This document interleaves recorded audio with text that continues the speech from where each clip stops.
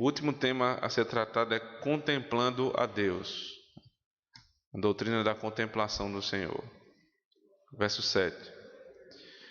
Porventura desvendarás os arcanos de Deus, ou penetrarás até a perfeição do Todo-Poderoso?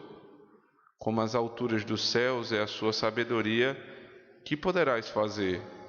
Mais profunda é ela do que o abismo, que poderás saber? A sua medida é mais longa do que a terra, e mais larga do que o mar. Amém. Vamos orar ao Senhor.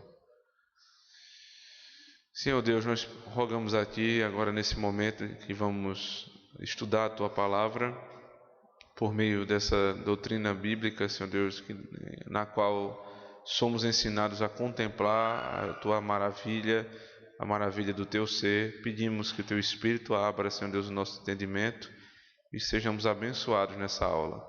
Em nome de Cristo Jesus nós oramos. Amém.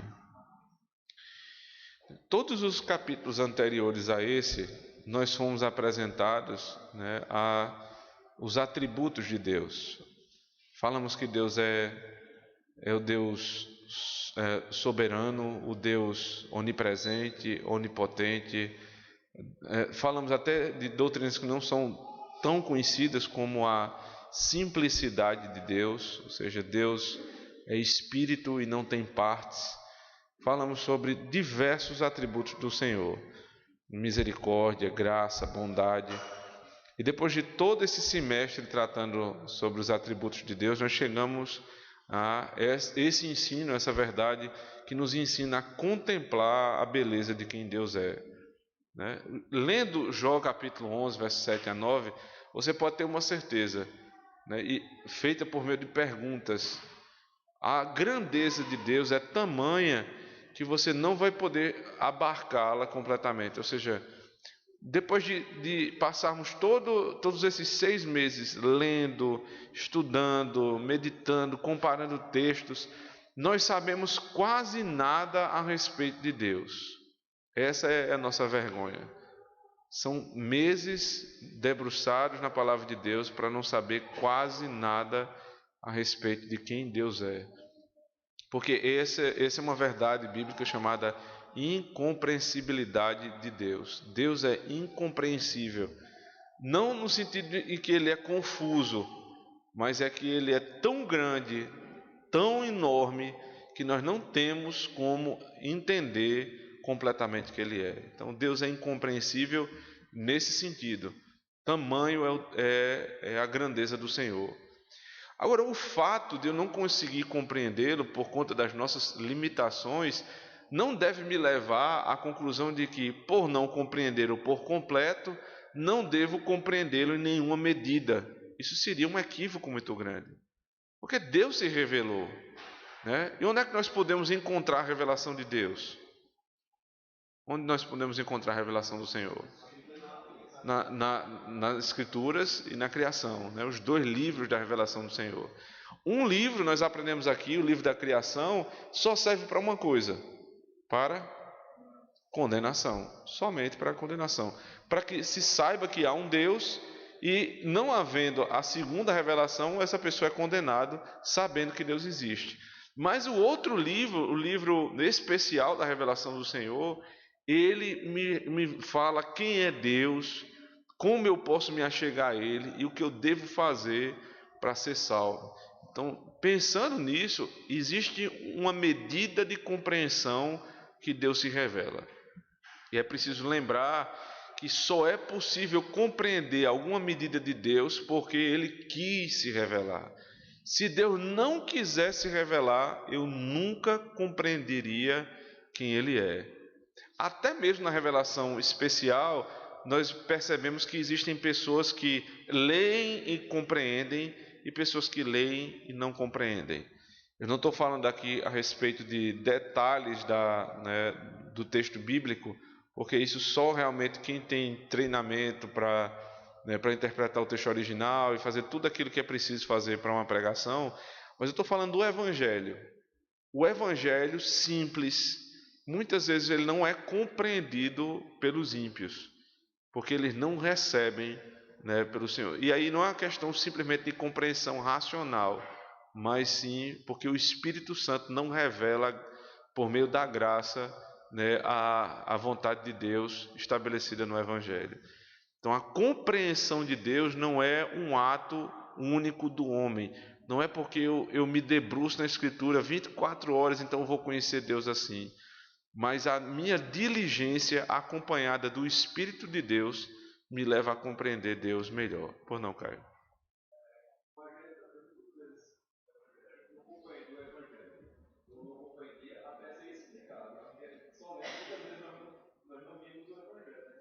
Perfeito. Lembra do caso do João? Exato.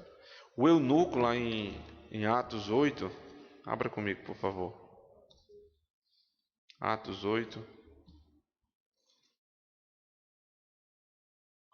O que Caio está dizendo aqui é a necessidade do Evangelho ser explicado. Até o Evangelho precisa ser explicado. Verso 26 do capítulo 8. O anjo do Senhor falou a Filipe dizendo: Dispõe-te e vai para o lado do sul, no caminho que desce de Jerusalém a Gaza. Este se acha deserto. Ele se levantou e foi. Eis que um etíope, eunuco, alto oficial de Candace, rainha dos etíopes, o qual era superintendente de todo o seu tesouro, que viera adorar em Jerusalém, estava de volta, assentado no seu carro, vinha lendo o profeta Isaías. As informações que são dadas a respeito do eunuco nos fazem entender que ele não era um completo desconhecedor, né? Porque ele foi para Jerusalém adorar, ele era um eunuco alto oficial da rainha de Candace, ou seja, ele não era qualquer um. E ele tinha algum temor a Deus, porque ele saía da sua cidade e ia adorar o Senhor. Ele era um prosélito. Lembram-se da pregação de Atos 8? Ele era um prosélito. Ele creu no Senhor, mas ele não era um judeu. Ele era um gentio convertido. Só que ele não é o primeiro gentio convertido, porque não era completamente gentio. Ele tinha ascendência judaica. Porque quem vai ser o primeiro gentio convertido em Atos? Cornélio, em Atos 10, né? Que nem circuncidado ele era. Esse sim, esse aqui era circuncidado porque tinha ascendência judaica. Mas então ele tinha algum conhecimento de Deus. Dito isso, dadas essas informações, verso 30 diz: Correndo Filipe, ouviu ler o profeta Isaías e perguntou: Compreendes o que vens lendo? Isso é tão interessante isso que Caio está dizendo, que tem um livro sobre hermenêutica bíblica que é Entendes o que leis? Né? Eu não me lembro do autor, alguém se lembra? Gordon Fee, isso.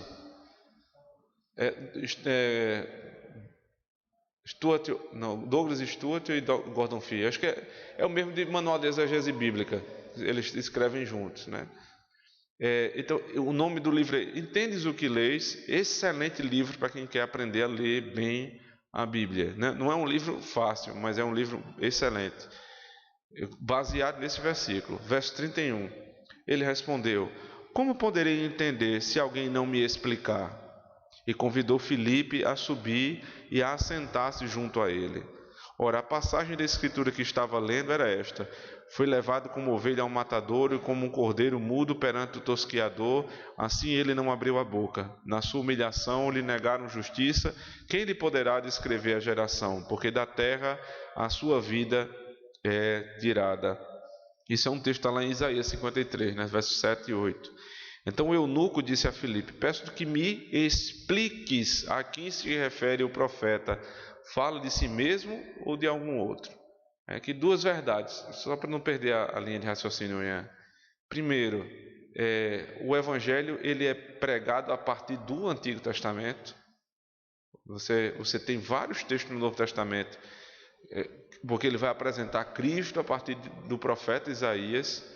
O próprio Cristo lá em Lucas, no final de Lucas, capítulo 24, a partir do verso 44, se eu não estou enganado, ele vai dizer que Moisés falava a seu respeito, ou seja, Moisés pregava Cristo, e nós também devemos pregar Cristo e apresentá-lo desde o Antigo Testamento. E, em segundo lugar, que esse tipo de correlação nem sempre é tão fácil. Né? Para nós é muito fácil. A gente lê textos hoje, a gente diz, está falando de Cristo aqui. Isso aqui é o Cordeiro, isso aqui... Mas não é tão fácil para as pessoas. Então é preciso, sim, explicar o Evangelho. Como crerão se não há quem pregue? E como pregarão se não forem... Aí são duas coisas, né? Porque as pessoas só pegam metade do versículo de Paulo. Como crerão se não há quem pregue? Então vamos todo mundo pregar. Mas ele diz, como pregarão se não forem enviados? Ou seja, você precisa ser enviado pela igreja. Não é você que vai se autodenominar pastor, pregador, mas é a igreja que lhe envia para pregar. Aí, o outro argumento que se usa geralmente é, mas tem tão pouca gente pregando, então por conta disso, pela necessidade, a extraordinariedade, então vamos deixar que todos preguem.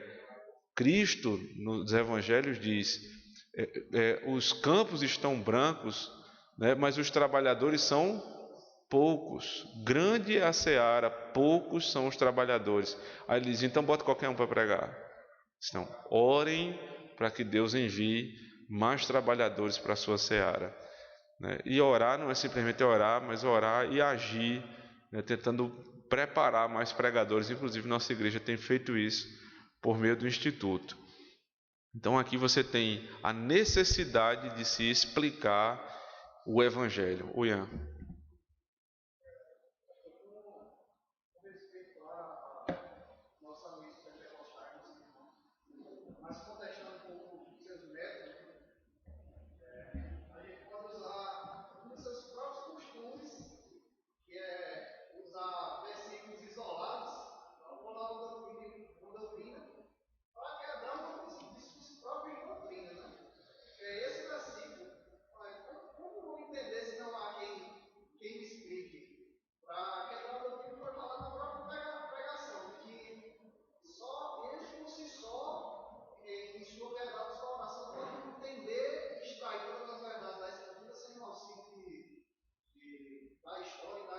Perfeito.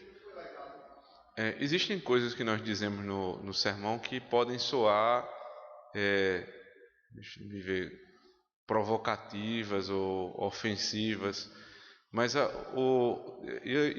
aproveito para me explicar. A minha ideia não é nunca ofender, mas é mostrar que existem muitas incoerências, né? Como o Ian falou, com todo respeito aos nossos irmãos, eles são nossos irmãos, mas eles estão muito equivocados na maneira de enxergar a pregação.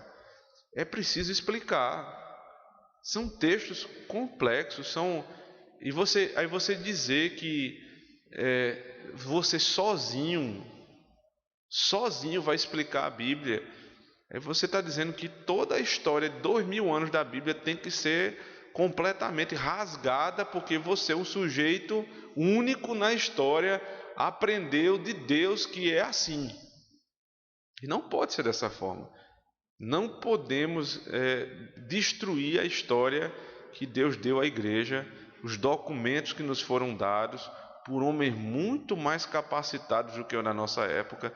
Um dia desse eu vi alguém dizendo assim, nós deveríamos fazer outra confissão para a igreja presbiteriana. Eu disse, Deus me livre.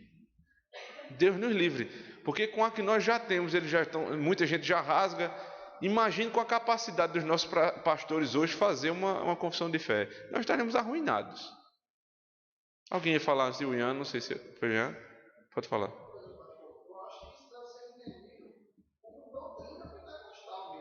Uhum.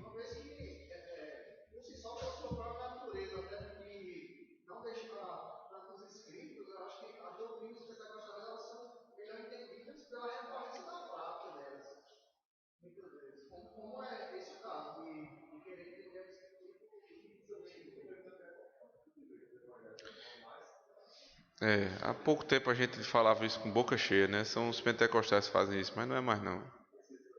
As igrejas tradicionais estão no mesmo caminho. Se esquece completamente.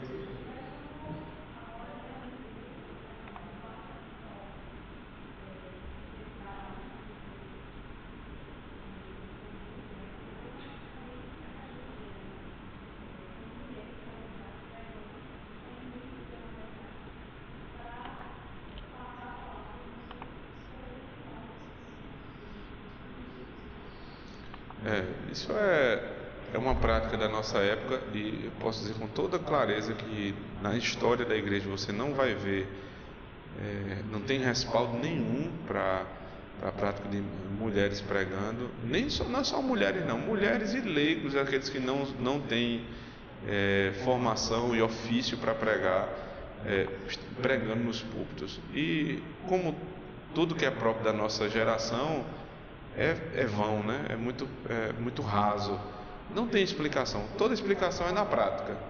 Não é porque não tem pastores, é porque não tem pregadores.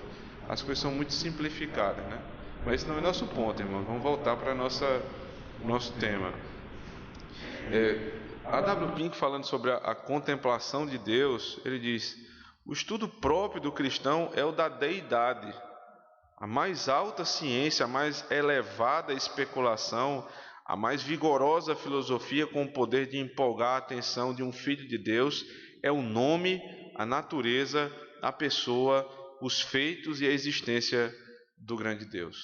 Ontem na aula do Instituto eu estava falando para os irmãos que eles estão entrando numa área que era chamada até pouco tempo a rainha das ciências. A teologia era a rainha das ciências. E hoje quando você vê alguém que faz teologia, as pessoas sentem até pena, né? Coitado, tá perdendo o tempo dele. Porque se formos pensar simplesmente com o olhar, a visão mercantilista, uma pessoa que faz teologia está fadado a passar por muitas dificuldades financeiras. Mas a teologia, por que ela é considerada a rainha das ciências? Porque você estudava tudo a partir da teologia. Você estudar, por exemplo, filosofia, a filosofia é serva da teologia. Todas as ciências são servas da teologia, porque estudamos tudo a partir de Deus, não a parte de Deus. E a grande derrocada da humanidade justamente é nesse ponto, porque começamos a estudar todas as coisas a parte de Deus e não a partir de Deus.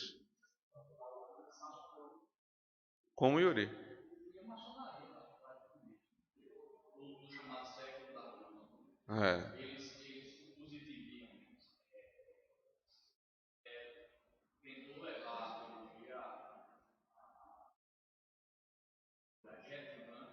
Uhum.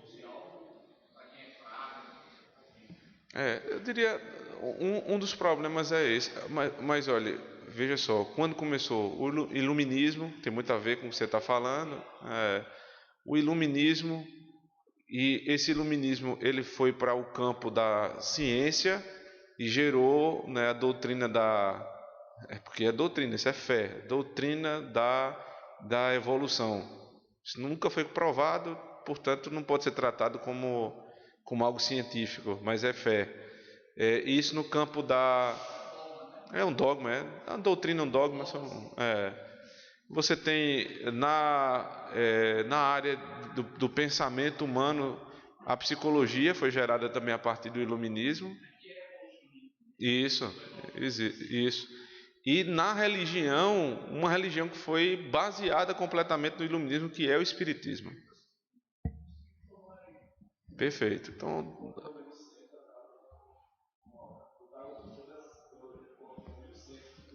perfeito.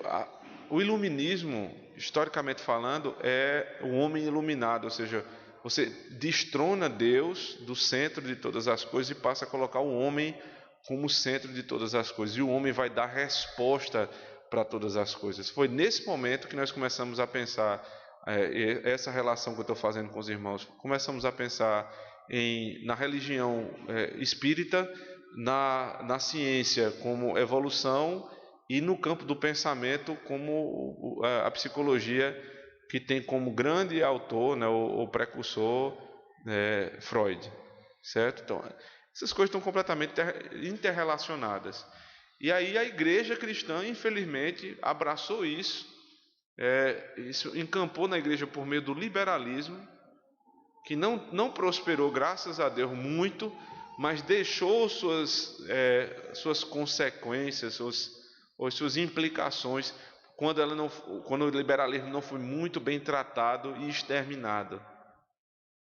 Doutrinas liberais que entram na igreja como alguém que pensa em harmonizar criação e evolução. Um dia num debate, numa igreja presbiteriana da cidade, há muito tempo, não estava nem no seminário ainda, eu vi um debate entre um presbítero da igreja presbiteriana e um pastor, então pastor da igreja presbiteriana, não mais pastor hoje. E nesse embate que havia ali, o presbítero defendia a criação, né? A criação. E ele dizendo com todas as letras que Deus criou o homem, né, de Adão e Eva, e ele sustentou isso.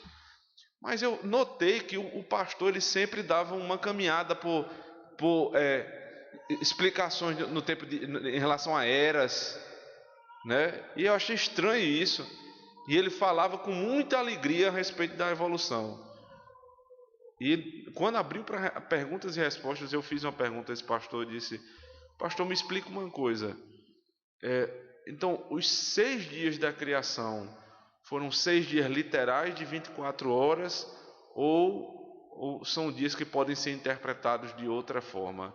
Porque aí ele estava fugindo desse embate e você tem que tirar da boca dele o que é que ele pensa. E aquele pastor que ainda passou muitos anos como pastor presbiteriano disse: eis que me veio a pergunta que eu tanto temia. Deve estar gravado isso. Ele disse exatamente essas palavras: o que eu temia me sobreveio. Porque ele não queria ter que responder aquilo. E no final das contas, o que aquele pastor dizia é que eu deveria harmonizar a evolução com o dia, né, os dias da criação. Então seriam muitas eras, como foi descrito ali em Gênesis. Gênesis não deveria ser tratado como uma narrativa, mas até mesmo como um texto alegórico. Isso é liberalismo, irmãos. Não tenha dúvida que é liberalismo. Esse homem, ele adentrou num caminho perigosíssimo até o ponto de negar muitas doutrinas bíblicas. E hoje não é mais pastor, graças a Deus. Graças a Deus não é mais pastor. Então, é muito importante conhecer bem, né, porque nós estamos contemplando a Deus a partir de quem Ele é, não a partir daquilo que Ele não é. Porque isso seria uma grande heresia. Alguém ia falar ainda que eu interrompi?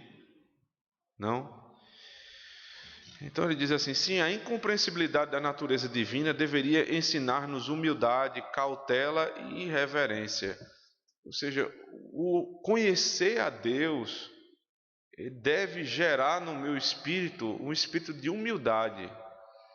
E é isso que nos deixa muito, ou deve nos deixar muito constrangidos, é que a nossa juventude, por um lado, é uma juventude muito habilidosa e tem sede realmente de ouvir pregação reformada, de conhecer as boas doutrinas. Mas o que tem nos preocupado, tem preocupado muitos pastores, é que os irmãos estão muitas vezes ouvindo e aprendendo essas coisas, não para o bem, mas para a sua própria condenação. Porque se metem em inúmeros debates sem fim e sem propósito, e isso não é gerado, esse tipo de debate não é gerado por quem conhece ao Senhor, mas por quem sabe alguma coisa a respeito dele. O mesmo Jó, usando o mesmo Jó. Um grande embate que Jó entrou foi com o próprio Deus, porque não entendia o que estava acontecendo com ele, porque perdeu tudo em tão pouco tempo. E depois de grande sofrimento, o final da história de Jó é que ele diz: eu antes te conhecia só de ouvir falar, mas hoje os meus olhos te veem. Ou seja, o conhecimento de Deus levou ele à humildade, não à soberba. E o que nos é estranho na nossa época é muitas vezes nós aprendemos as coisas para a nossa própria soberba, para abrir a boca e ensejar debates e provocar as pessoas, porque nós sabemos o que eles não sabem. E esse é um grande problema. O estudo dos atributos de Deus não tem por objetivo a glória do homem, mas a glória de Deus. Abra comigo, por favor, Jó 26:14.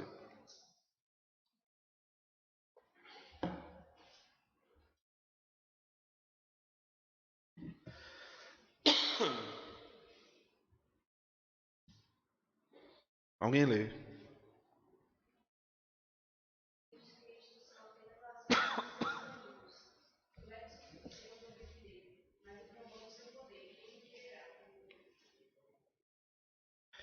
Eis que isto, as orlas dos seus caminhos. Final. E quão pouco é o que temos ouvido dele. Quão pouco é o que sabemos do Senhor. Isso deve levar o ser humano à humilhação, não à exaltação. Porque é muito pouco o que sabemos a respeito dele. Agora, primeira carta aos Coríntios, capítulo 13, verso 12.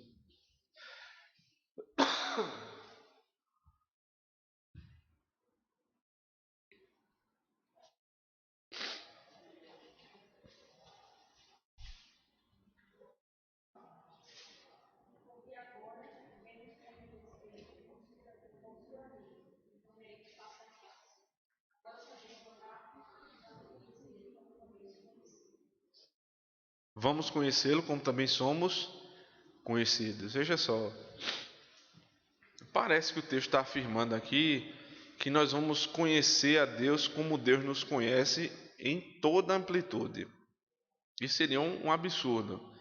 Paulo está fazendo a comparação entre o conhecimento que nós temos hoje e o conhecimento que nós vamos ter na eternidade. Mas ele não está afirmando que o conhecimento que eu vou ter na eternidade é o mesmo conhecimento que Deus tem a meu respeito. Porque se ele disser isso, ele está dizendo que nesse período eu vou ser Deus. Isso é o pecado de Gênesis. Perfeito, Yuri. Porque o que é que Adão queria? Qual foi a oferta de Satanás? Conhecer. Ser como Deus é. Por meio de quê? Do conhecimento. Você percebe que essa é uma área muito delicada do homem, conhecimento. Quem conhece mais geralmente é mais soberbo. O conhecimento para condenação. Quanto mais você conhece, então você vai se inflando, e daqui a pouco você é uma pessoa que você nem olha para baixo, que você conhece demais. Né? Na faculdade você tem professores, julga conhecer, mas vocês que, né, praticamente todos aqui frequentaram a faculdade, sabem o que é lidar com um professor, especialmente com o seu orientador. Especialmente, alguns devem ter aqui histórias e mais histórias a respeito de orientadores, que geralmente são doutores naquela área, quando não são pós-doutores naquela área. E eles falam com os alunos, eles falam de cima para baixo. Né? Eles muitas vezes não atendem os alunos, humilham os alunos. Por quê? Porque eles são detentores do conhecimento. E agora, o que não tem o conhecimento, ele é inferior a ele. Isso parece até uma religião do segundo século. Vocês se lembram? Gnosticismo. Isso é gnosticismo. Isso é uma religião. Dentro da faculdade as pessoas são gnósticas. Completamente. Dizem não ter religião, mas a religião deles é o conhecimento. O cientificismo, né? Você crê na ciência. E aqueles que são mais científicos, logicamente, eles estão mais próximos da divindade. Porque conhecem a Deus. Aí o que nos entristece é porque se traz esse tipo de conceito para a igreja. E as pessoas inadvertidamente dizem: pastor, ore por mim. Óbvio que nós vamos orar, não tem problema nenhum você pedir para que o pastor ore. Mas eu queria que você pensasse no seu coração qual é a motivação. Se for para ter mais uma pessoa orando, ou é para orar no culto, não tem problema nenhum, você está certíssimo. Mas se você acha que é porque o pastor tem mais conhecimento de Deus e por isso tem, sei lá, né, fura fila, o pastor não fura fila no céu, né? Porque existem muitas causas minhas que não foram atendidas, né? Se eu for furar a fila, eu vou furar primeiro a minha, depois para vocês. Então vocês vão ficar ainda mais para trás. Os fatos estão provando que não é verdade, certo? Então cuidado para não importar do mundo pensamentos do mundo e aplicar na igreja. Não é porque alguém conhece mais a Deus que tem, né, mais intimidade com Deus, no sentido de conhecimento doutrinário, simplesmente. Então, aqui, conhecer Deus face a face é conhecer Deus em santidade.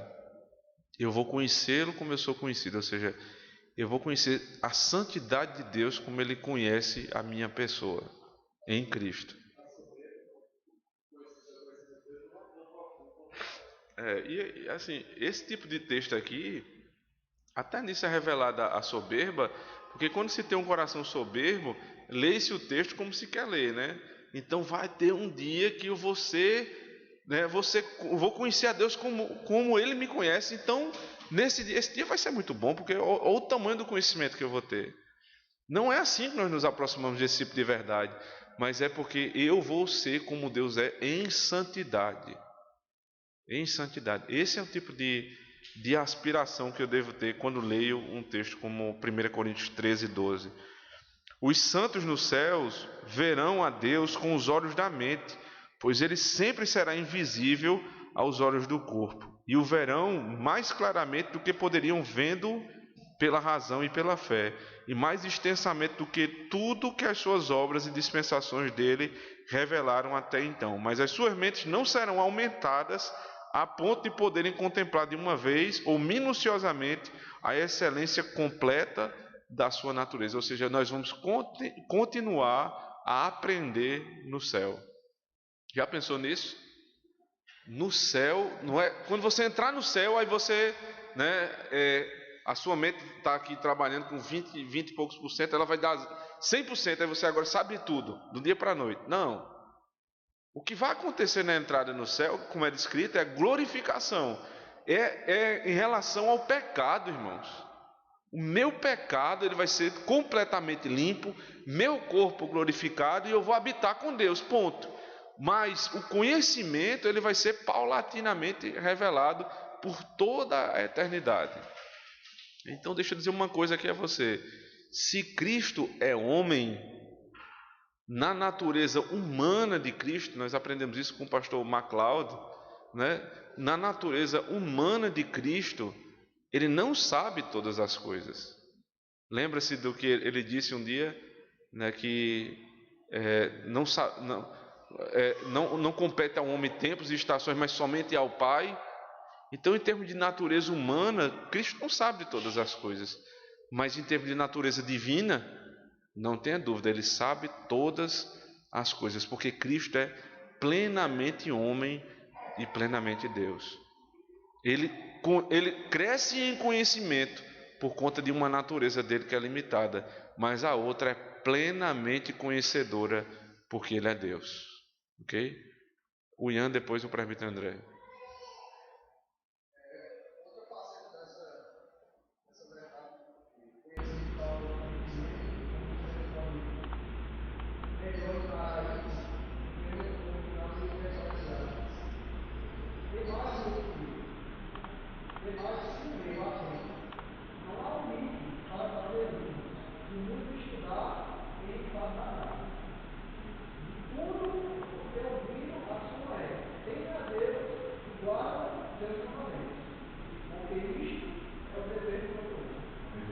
O conhecimento que a gente precisa. Teme a Deus, né? Guarda os mandamentos do Senhor. É isso que nós precisamos saber. Presbítero.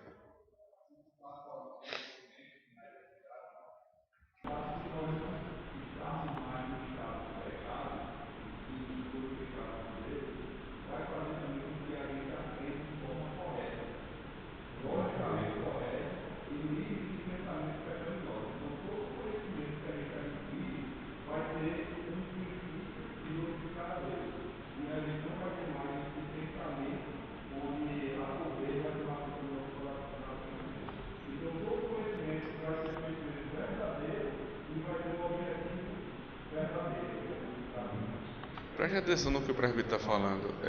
Hoje nós sofremos de um efeito chamado efeito noético, né? Que não é, eu expliquei isso aqui na quinta-feira. Não é feito de Noé, mas é feito da nous, que é mente em grego. É um efeito que foi dado na nossa mente por conta do pecado. Por exemplo, quando você chega diante de um texto como Gênesis e você percebe que Adão está se escondendo de Deus e fazendo uma roupa, uma vestimenta para si, isso é um completo absurdo, né? Uma coisa sem sentido. Como é que você vai se esconder de Deus? Isso não é uma coisa muito inteligente, né? Então, o efeito noético é quando eu começo a ter dificuldades de raciocínio como efeito do pecado. Isso se dá de muitas formas. Experimente num sermão. Quantas dúvidas ficam na sua cabeça? Quantas dúvidas ficam na sua cabeça? Não só porque o pregador não soube se expressar bem, e esse também é um efeito noético. Quanto mais claro o pregador ele você percebe que o efeito noético na pregação foi menor, né? Existem umas pessoas que têm um efeito noético absurdo na pregação. Realmente é uma confusão. Ninguém sabe decifrar o que o sujeito disse. Mas sobre todos os pregadores o efeito noético está presente. E por isso nós muitas vezes não conseguimos entender. Mas essa relação de comunicação entre o que prega e o seu interlocutor também se dá, né, o efeito na pessoa que ouve. E por isso muitas vezes o pregador tem que descer, e ele foi claro, né? Nem sempre ele consegue ser, mas às vezes ele é claro, e as pessoas não entendem por conta do efeito noético. E aí você não deve sentir vergonha disso, porque é um efeito no sentido de perguntar, né? Deve sentir vergonha porque é efeito do pecado. Mas no sentido de perguntar, não deve deixar de perguntar, porque isso é comum à raça humana. É preciso realmente buscar o entendimento, porque a nossa relação com o conhecimento aqui é falha. Existe uma comunicação entre as pessoas da Trindade, Pai, Filho e Espírito Santo. E o nome dessa comunicação é unívoca, ou seja, não há nenhum tipo de ruído entre as pessoas da Trindade. O que um diz, o outro entende. Mas às vezes a gente briga quando a gente está concordando. Já percebeu isso? Eu estou concordando com você e você fica com raiva de mim. Meu irmão, eu estou dizendo a mesma coisa, mas você não quer dizer do jeito que eu quero. Isso é o tipo de comunicação equívoca. As pessoas não conseguem falar a respeito do mesmo tema, tendo exatamente a mesma opinião. Eles brigam ainda por conta disso, por conta dos ruídos na nossa comunicação. Então, esses ruídos irão cessar na eternidade. O que Deus fala, nós iremos entender. E o que nós falamos, os outros entenderão.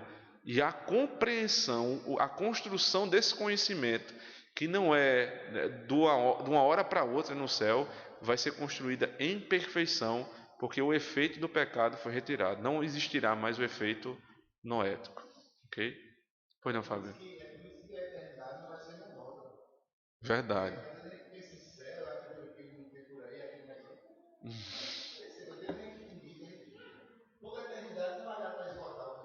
Perfeito.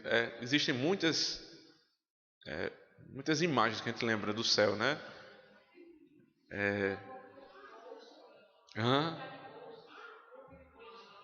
Não estava pensando em gosto, não. Estava pensando o que minha avó, por exemplo, me falava, né? Ela falava ruas de ouro, né? Portas de outro tipo de joia. Você fica uma criança, rapaz, isso é fantástico. Eu quero ir para esse lugar. Eu vou brincar na rua de ouro. Deve ser bom demais. Porque isso é o tipo de imagem que a própria Bíblia lança lá em Apocalipse, né? Para mostrar a beleza do lugar, a riqueza do lugar. Só que ninguém vai dar valor de ouro, querer arrancar as pedras do, né? Porque faz uma rua de ouro aqui para você ver, o pessoal arranca a pedra. Lá ninguém vai arrancar porque tudo é de todos, no sentido de Deus ele está desfrutando daquilo com o seu povo. Não tem ladrão, não tem esse tipo de coisa.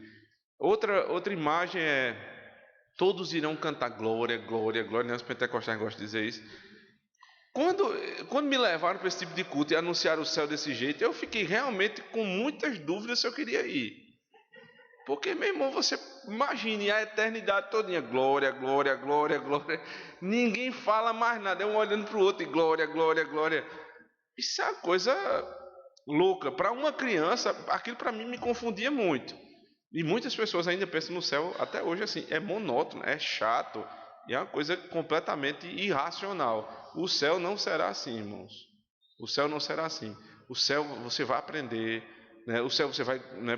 Provavelmente haverá refeição, porque existe em Apocalipse 19, E a passar disso eu acho que é especular demais. Mas vai ser um lugar muito, muito bom. E o lugar mais próximo do céu é esse aqui. O domingo junto com a igreja. Jogar bola eu não sei, amado. Pode quebrar a canela do outro. Acho que o Rômulo pediu para falar.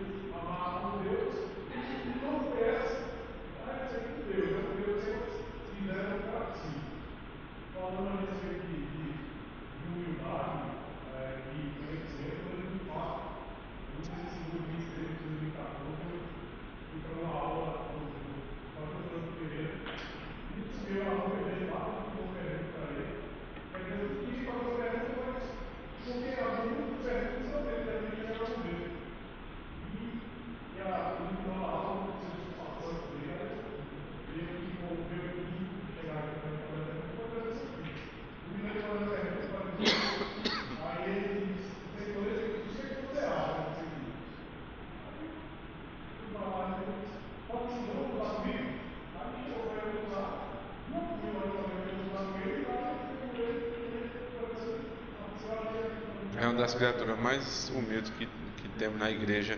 Além de ser um dos maiores eruditos da nossa atualidade, o pastor Frank Ferreira, extremamente humilde. Ele é um teólogo no sentido mais estrito da palavra hoje, né? Apesar de ser batista. Quem ia falar?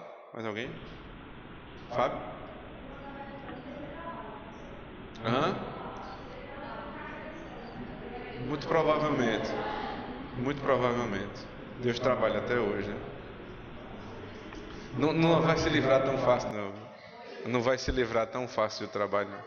Mas assim, sem fardos e abrolhos, sem cardos e abrolhos. Sem os cardos e abrolhos.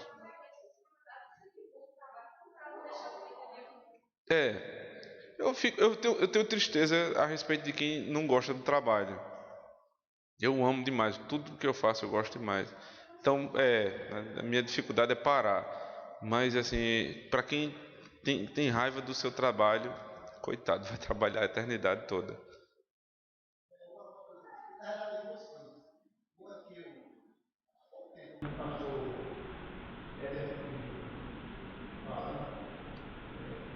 Antes nós temos das letras também, que o Heber faz. A gente fala de eternidade, a gente fala de tudo certo, mas não acho que eu falo do valor certo e valor certo. Eu acho que é uma coisa que atrapalha a gente a gente entender, que parece que as coisas do céu elas são flutuando, aí é muitas coisas que ficam difíceis de você entender, né? Mas quando você vai na nova terra, nessa terra, né? O novo fez todo sentido, né? Assim, Romanos 8 deixa muito claro isso, porque a terra, a criação clama pelo Redentor, ou seja, é essa terra que está clamando por um Redentor. Então, se antes ele falou sobre nós gemendo por um Redentor, e a nossa renovação vai ser nesse mesmo corpo, então, pela hermenêutica mais natural do texto, é que a terra seja essa mesma terra renovada. Isso. Mas quando a gente vai ser queimado por declaração renovar, porque falta Deus fala isso, né? Mas como eu não fui lá essa história de novo, mas um ou outro serve. Mas eu tenho impressão que você vai ter uma fé, uma ensina, por isso acho que dificulta. A gente fez bem, um pouco melhor, porque é verdade. E outra coisa, que falou que não é toda coisa, meu governo fez isso na vez, mas acho que tem muitas vezes as pessoas dizem, muitos dos evangélicos precisam louvar a Deus, é só cantar. Aí eu vou dar uma acelerada, logo que eu na vez, quando eu cheguei, é só cantar, essas coisas aí. Mas a gente tem que tudo isso faz. Deve ser feito para a Deus, quando a gente está com a igreja, quando a gente está com o mais do Senhor, tudo isso. São muitos conceitos equivocados, né, Fábio? Porque várias vezes nós recebemos membros novos aqui na igreja, as pessoas perguntam: onde é que eu posso trabalhar? Porque eles vêm com o conceito de ministério, de sociedade, e aí, então aqui não tem espaço para trabalhar, não, lógico, tem muita coisa para você fazer, só não vai ter um cargo para isso. Seu cargo aqui é membro da igreja, mas a primeira coisa que você tem que aprender a fazer é adorar a Deus. Aí eles dizem assim: então eu posso tocar no louvor, eu posso, né, sempre alguma coisa para fazer e, né, tem que ter ali alguma participação. Mas eu queria dizer a vocês, para a gente terminar, não existe lugar mais participativo do que um culto reformado. Não tem. Porque no máximo, num culto não reformado, você vai ter um momento de participação. E todos os outros você vai ser passivo. Geralmente você tem fulano, agora o coral vai participar, agora o grupo de louvor tal vai participar. É o momento deles. Então ele participa naquele momento. No culto bíblico, você participa do começo ao fim. Porque é Deus que convoca o seu povo, você está ouvindo a voz de Deus. É Deus que lhe convida a cantar, você canta ao Senhor, a igreja canta, não um grupo canta. Você tem, na hora da oração, a igreja ora ao Senhor. Na hora da pregação, a igreja ouve o Senhor. Nos sacramentos, a igreja se senta à mesa com o Senhor. Depois o Senhor abençoa o seu povo. Você participa de todos os pontos do culto quando o culto é reformado. É extremamente participativo. Então não há lugar mais participativo do que o culto bíblico. Assim como não haverá lugar mais participativo do que no céu. Não só com glória, glória, mas com todas as atividades que nós vamos desempenhar lá para conhecer melhor o Senhor. Yuri?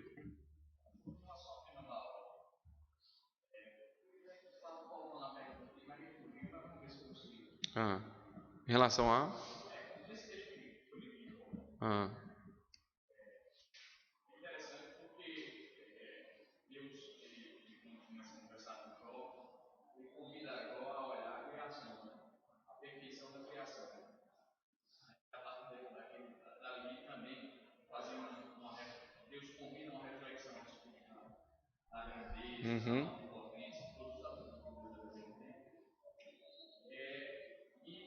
E aí eu fico pensando, naquela época, né, até há pouco tempo atrás, não existia esse convite que existe hoje, por exemplo, de você contemplar a natureza.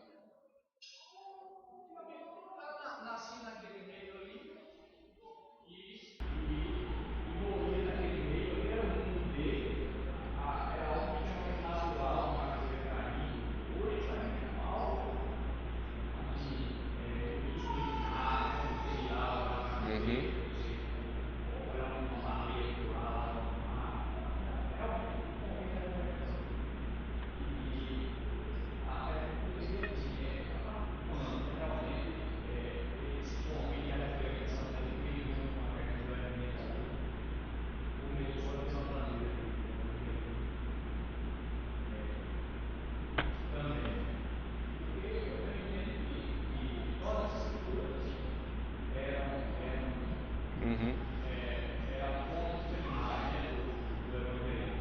Perfeito.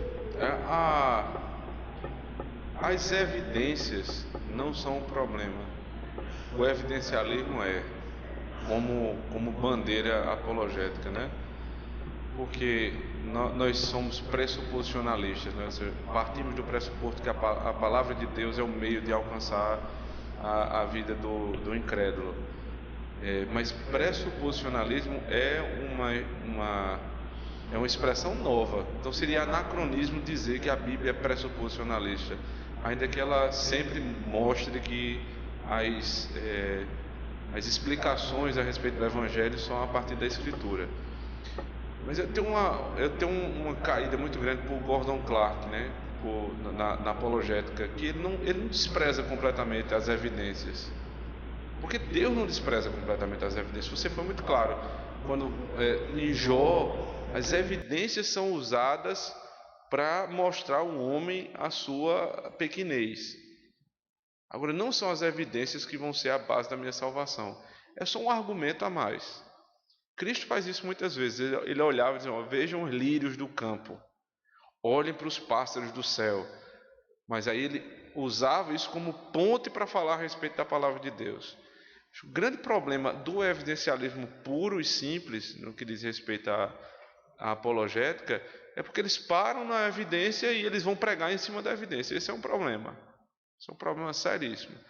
E eu não sei exatamente o ponto da história em que isso se deu, mas eu sei que sempre que se cai nesse tipo de erro, é um erro de reducionismo. Você pega um argumento para explicar um fato e você se envereda pelo próprio argumento e esquece o fato. Nós usamos também as evidências para explicar o Evangelho, mas as evidências não são o Evangelho. Porque existem muitas pessoas que veem todas essas evidências da criação e não contemplam Deus. Né? Então não adianta você chamar uma pessoa para ver o pôr do sol do Jacaré e achar que a pessoa vai sair dali dando glória a Deus. Não vai acontecer. Não vai acontecer. Mas numa pregação eu posso falar da beleza de Deus e lembrar de uma oportunidade que eu fui ver o pôr do sol do Jacaré e vi como aquilo é belíssimo, que aí seria impossível pensar, né, como os ímpios pensam, que aquilo ali é obra do acaso. É impossível aquilo ser obra do acaso. Tem que ser a mão de Deus, né? E falar da providência e entrar na redenção. As evidências não é nosso problema. Agora o evidencialismo, com certeza, é um grande problema. Ok? Mais alguém? Então vamos encerrar. Pedir ao presbítero André que agradeça a Deus por essa aula.